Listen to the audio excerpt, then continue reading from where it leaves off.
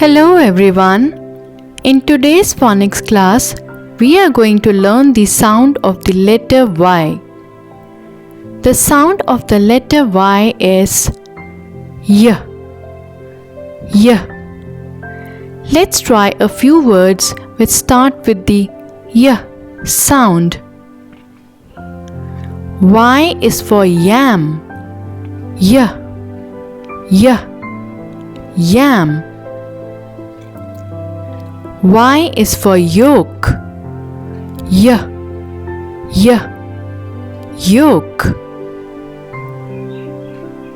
Y is for yarn. Y. Y. Yarn.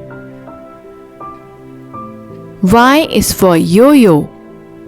Y. Y. Yo-yo.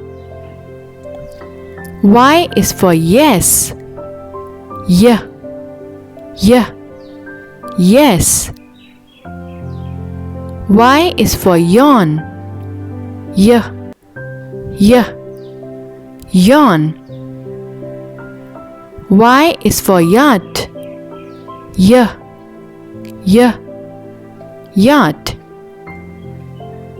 Y is for yoga. Y. Y.